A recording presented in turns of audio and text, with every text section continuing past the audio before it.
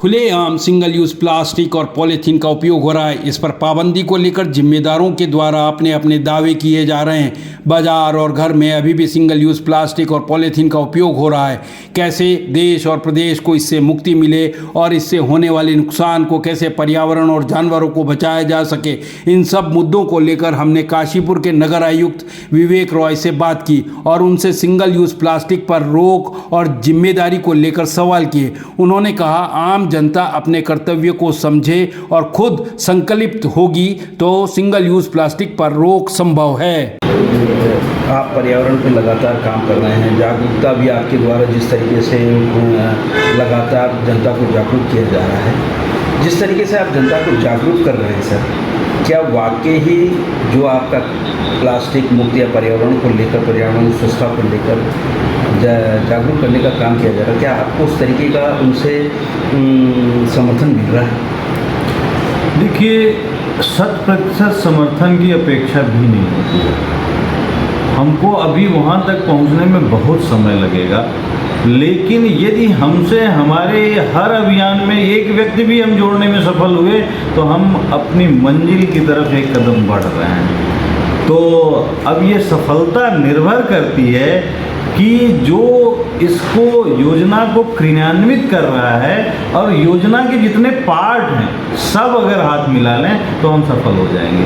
कहीं न कहीं अभी हम सबका विश्वास प्राप्त करने में सफल नहीं हुए हैं। इसके पीछे रीजन ये है कि आदमी का अपना मूलभूत नेचर है कि सरलतम चीज़ को अपनाता है। तो प्लास्टिक जो जिस तरीके से उसके रोज़मर्रा के जीवन में रच बस गया है, इसलिए उसको छोड़ने में असुविधा हो रही है। उसने जो है झोले को एक दिन में नहीं छोड़ा है। जो कपड़े का थैला लेके मार्केट जाता था उसको एक दिन में नहीं छोड़ा है, वर्षों वर्षों में छोड़ा है। अब उसके व्यवहार में शामिल हो गया है कि मुझे कपड़े का थैला लेकर के मार्केट नहीं जाना है, मार्केट में मुझे थैला मिल जाएगा।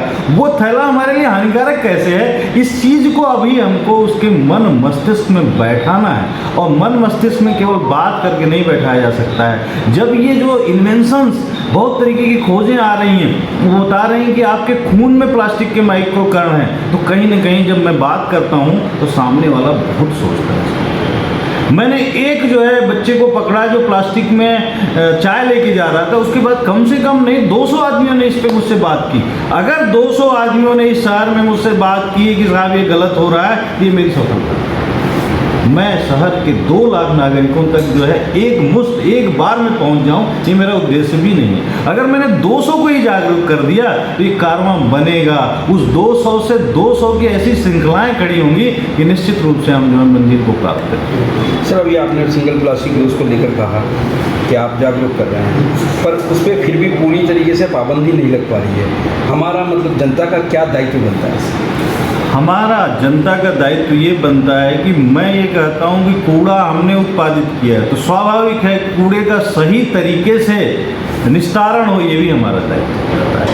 निगम कूड़ा नहीं उत्पादित कर रहा है, इस शहर का प्रत्येक व्यक्ति कूड़ा उत्पादित कर रहा है। हर घर से कूड़ा जनरेट हो रहा है, हर व्यापारी, हर दुकान से कूड़ा जनरेट हो रहा है। तो निश्चित रूप से हर आदमी की भूमिका हो जानी चाहिए कि यह कूड़ा जो जनरेट हो रहा है प्रभावित किसको कर रहा है? इस शहर के नागरिकों को ही कर रहा है। अगर ड्रेन कोई बंद हो रही है तो उससे प्रभावित कौन हो रहा है? उसके आसपास के लोग ही प्रभावित हो रहे हैं। अगर इस शहर में कोई मच्छर जनित बीमारी पैदा हो रही है तो प्रभावित कौन हो रहा है? इस शहर के नागरिक ही प्रभावित हो रहे हैं। तो इस चीज़ को जिस दिन हमारी समझ में आएगा कि प्रभावित भी हम ही हो रहे हैं, करने वाले भी हम ही हैं, तो क्यों न इसके निदान की तरफ बढ़ें, क्यों न इसकी समाप्ति की तरफ जो योगदान दें, तो हम सफल होंगे।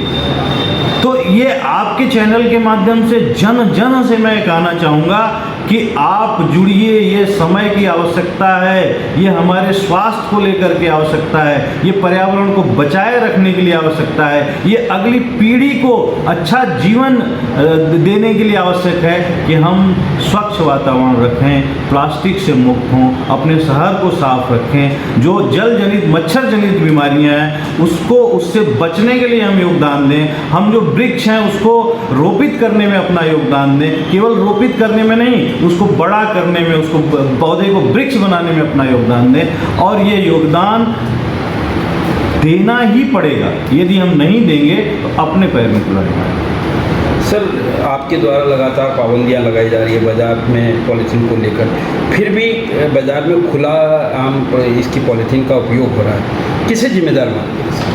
मैं आपको बताना चाहूँगा कि जिस समय हमने ये अभियान चलाया तो लोगों ने ये कहा कि और शहरों में योगदान हो रहा है, केवल काशीपुर में ही क्यों आप इतना जो है कड़ाई अपना रहे हैं। फिर जो है पॉल्यूशन कंट्रोल बोर्ड से दिल्ली से टीम आई, लखनऊ से टीम आई, उन्होंने भी जो है अभियान चलाया।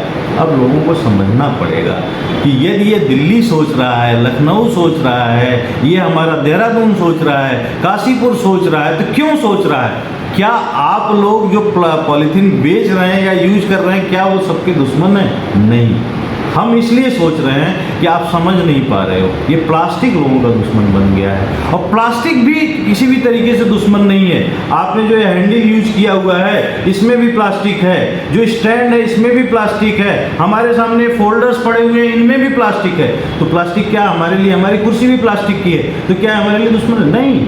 प्लास्टिक का उपयोग हम कैसे कर रहे हैं, कैसे उसको हम जो है जनता के मतलब सड़कों पे ला दे रहे हैं, कैसे हम नालियों में ला दे रहे हैं, दिक्कत वह है। तो प्लास्टिक जो है इस तरीके से हम यूज करें कि वो फिर वापस आ जाए, रिसाइकिल हो जाए, नो प्रॉब्लम। प्लास्टिक जो सिंगल यूज है, जो वापस नहीं हो रहा है, जो रिसाइकिल नहीं हो रहा है, वो प्रॉब्लम है। और वो हमारी दिनचर्या का पार्ट बना हुआ है, उसको हमें दिनचर्या का पार्ट बनाना है, लेकिन उसको इस तरीके से यूज करना है कि हम सेग्रीगेट कर दें, उसको गीले कूड़े के साथ मिला न दें और अलग दे दें नगर निगम को, तो वो वेल्थ बन जाएगा, वो एक जो है आय का स्रोत बन जाएगा। पानी की एक बोतल जिसको हम जो है पानी पीने के बाद सड़क पर फेंक देते हैं, अगर उस बोतल को आप संग्रहित करिए तो निश्चित रूप से वो 30 रुपये किलो बिकेगा और वो किसी घर में रजाई के रेशे के रूप में जाकर के अपना योगदान देगा, न कि नाली में पड़ के जो है नाली को रोकने में योगदान देगा। तो ये समझने की आवश्यकता है